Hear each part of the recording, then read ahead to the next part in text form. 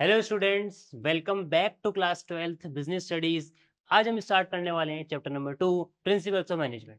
Yes students, after completing chapter 1, now will move forward to chapter number 2, principles of management, and in today's class will be taking a brief introduction of chapter. My name is Mukul Sharma and let's start chapter number 2। So what is the brief overview? Firstly, in today's class we'll be taking introduction, nature and significance, the very basic topics. In the next class we'll be having scientific principles of management.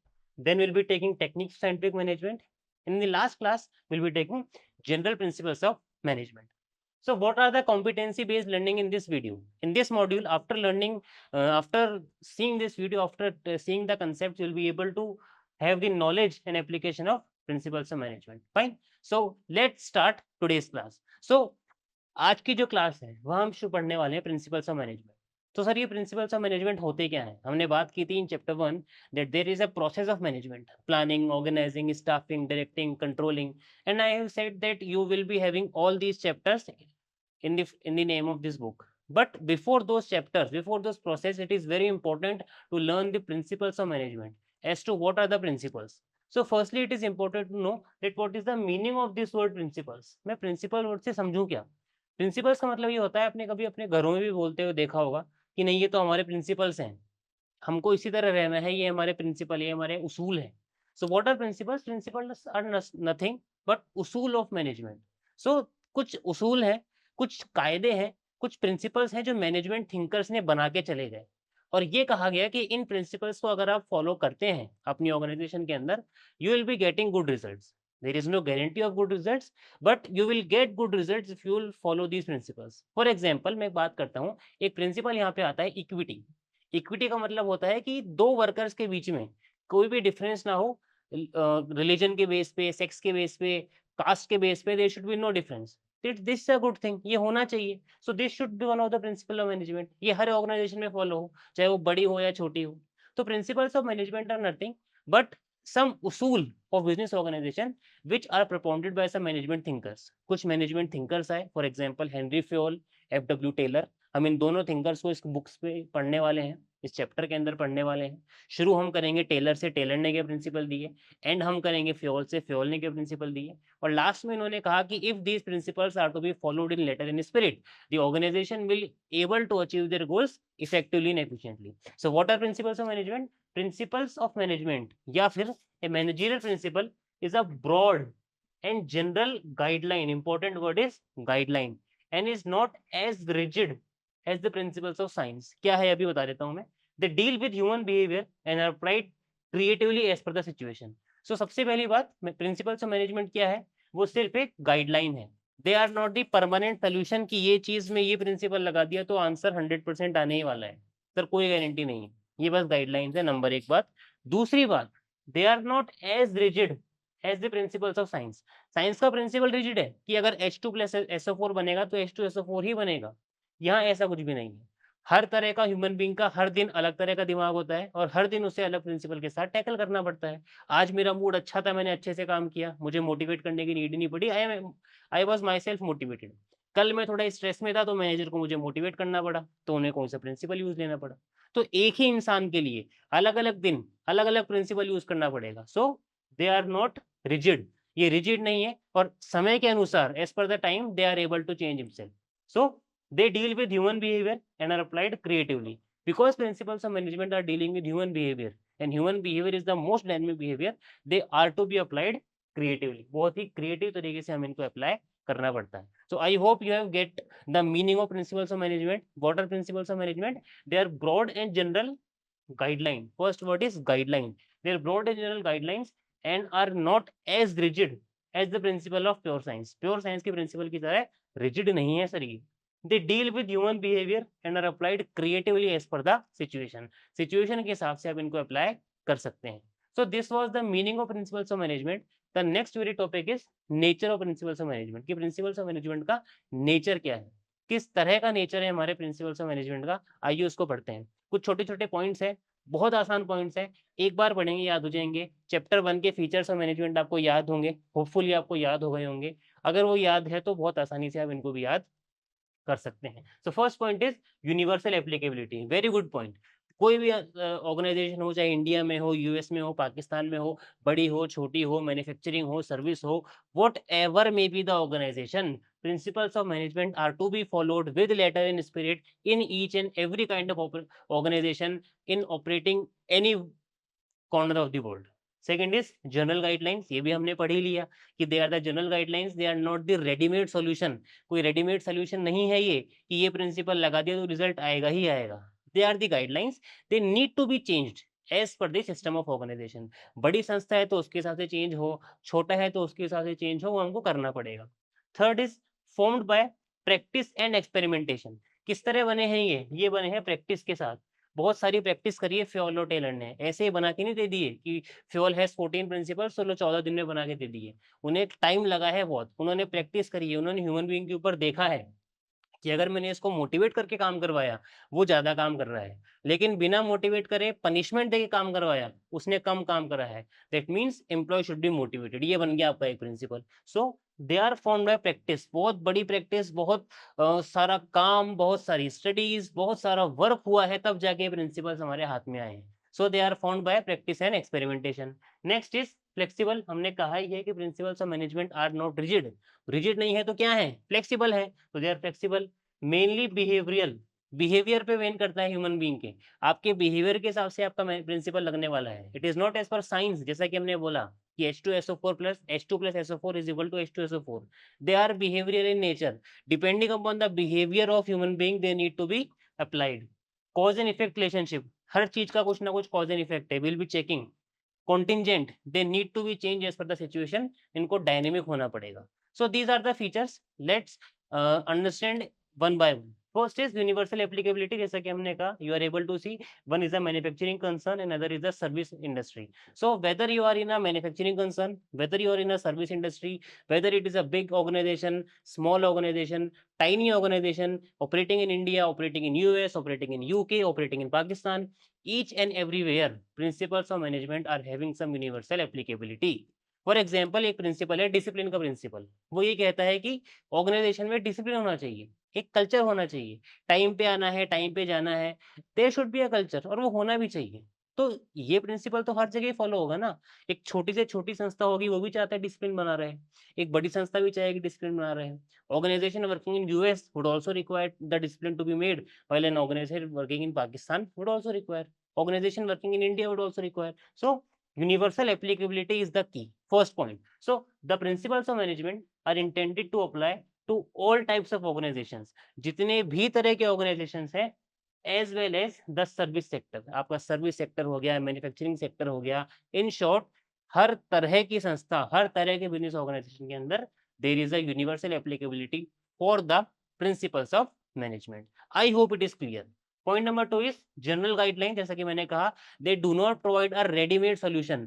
ऐसा नहीं लिखा गया है कि इस तरह की problem हो गई तो इस पे चौथा नंबर का प्रिंसिपल लगा दो, काम खत्म हो जाएगा. No sir, not necessary.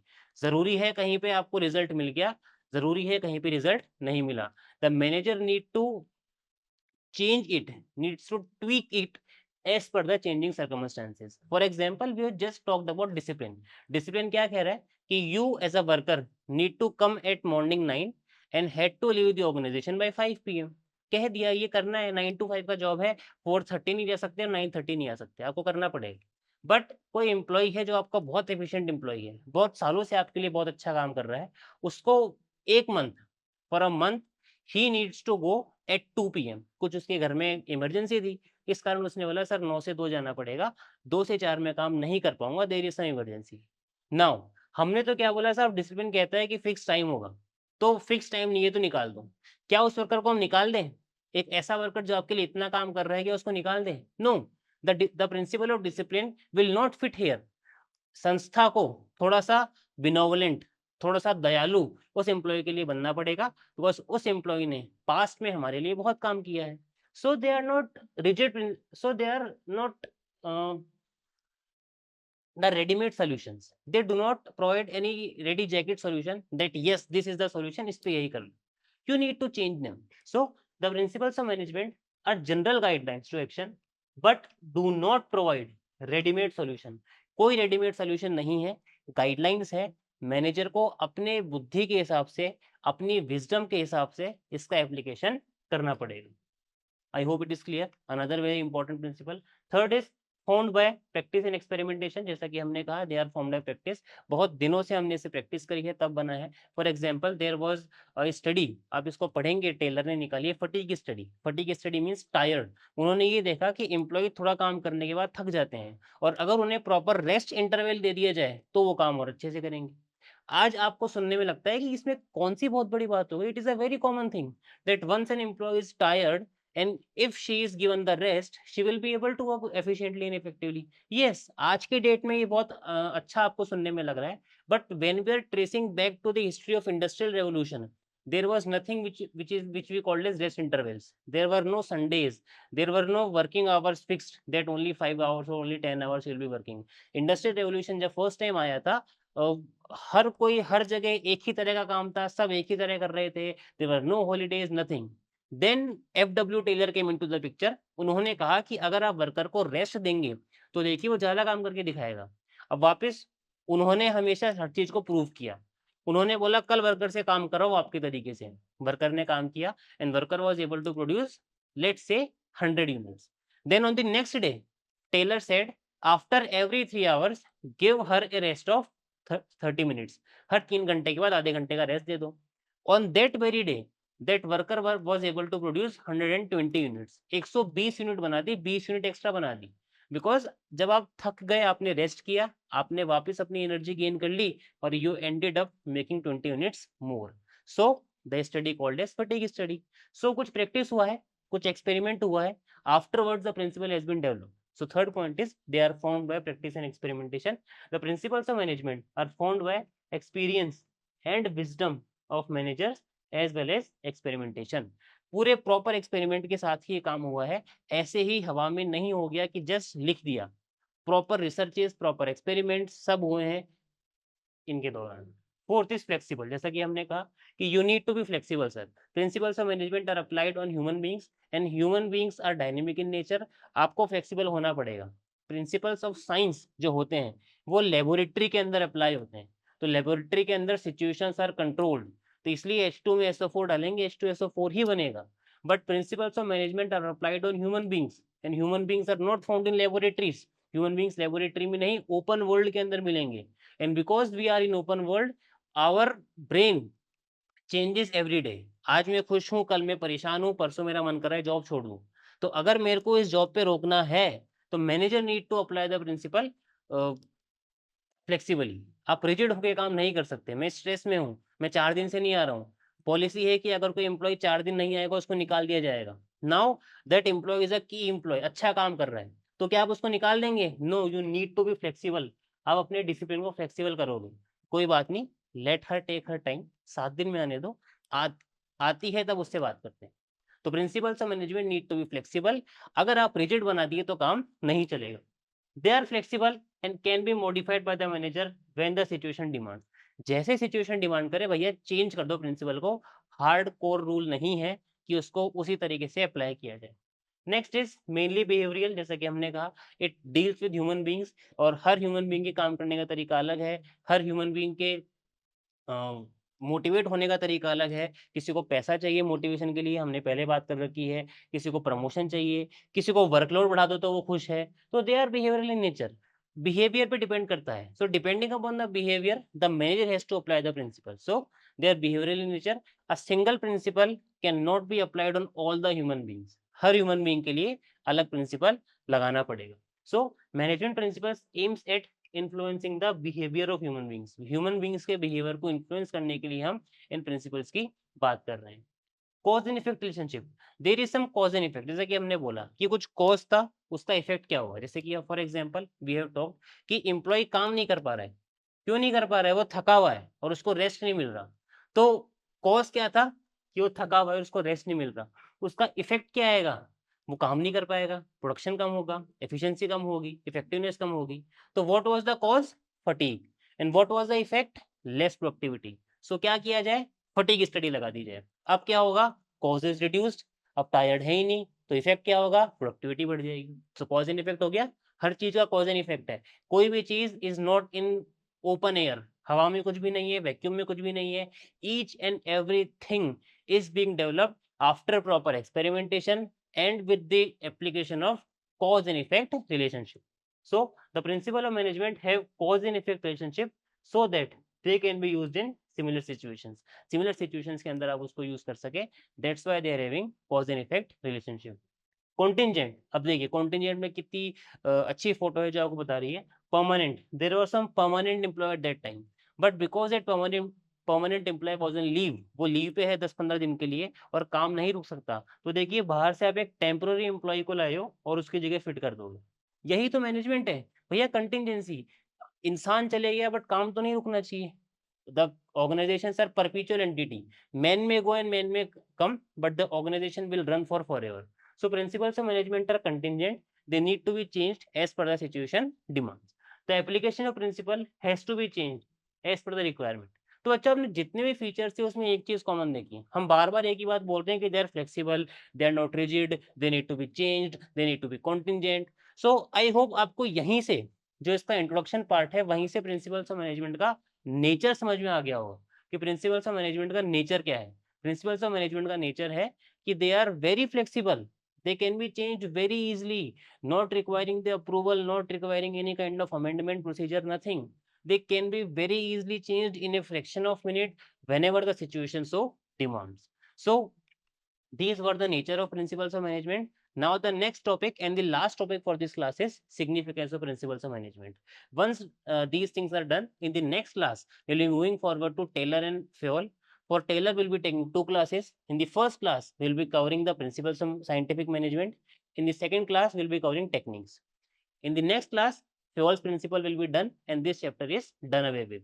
It is a very big chapter of class 12 business studies and a very important chapter.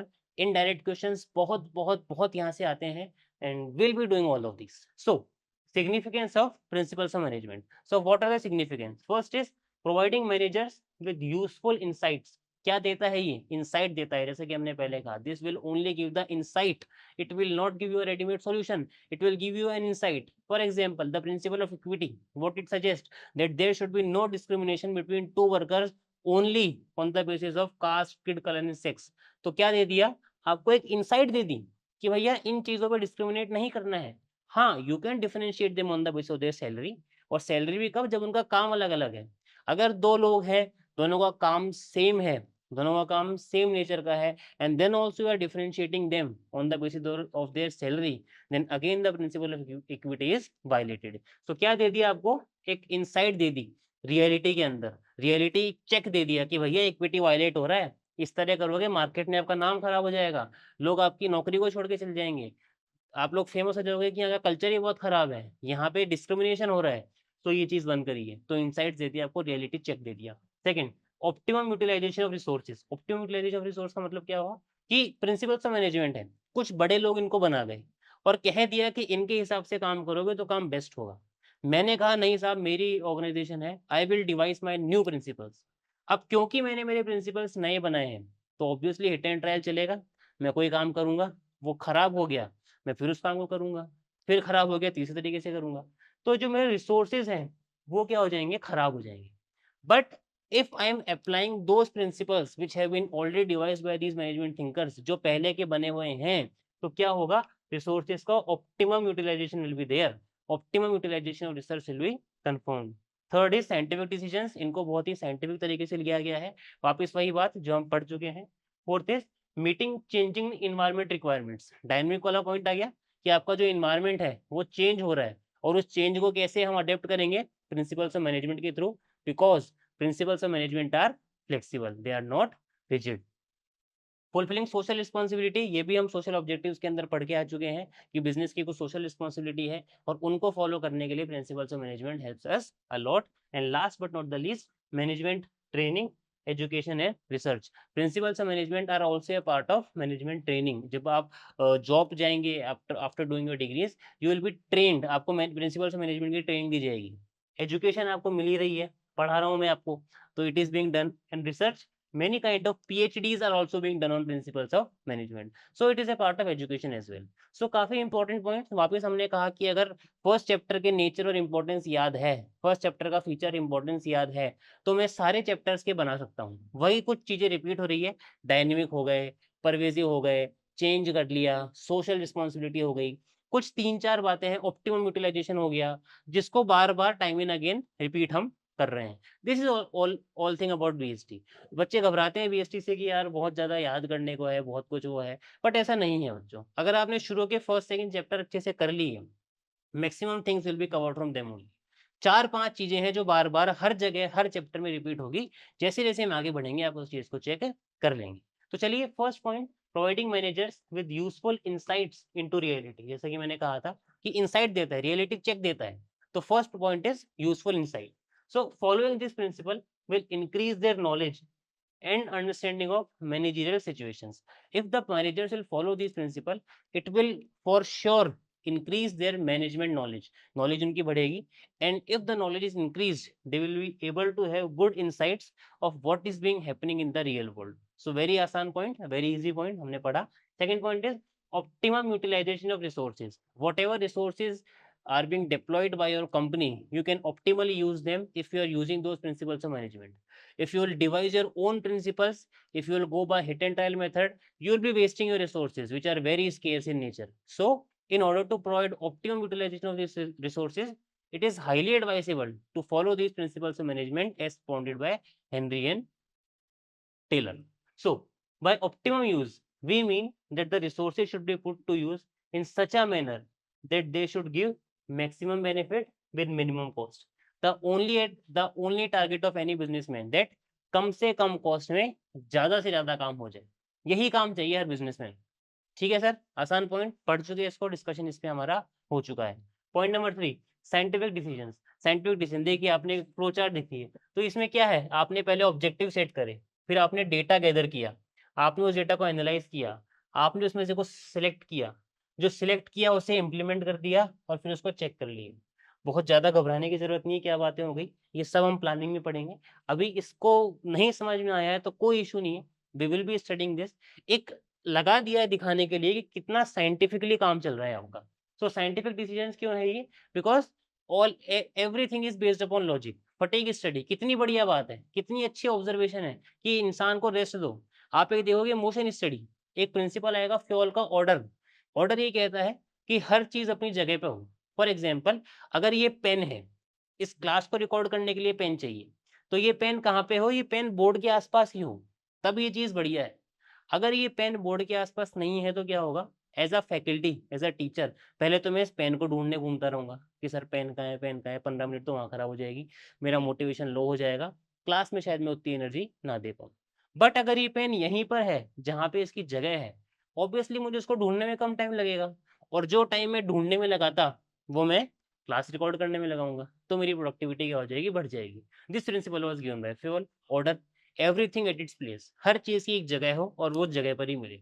कितना साइंटिफिक चीज है ये, कितनी अच्छी बात है। सोचिए कितना ऑब्जर्वेशन किया होगा इसको बनाने से पहले। So everything is based upon scientific decisions, none of the thing is coming under from the vacuum. Management principles help in thoughtful decision making. कितना थॉटफुल प्रोसेस है ये ऑर्डर वाला जो मैंने आपको बताया, कितनी बढ़िया बात है।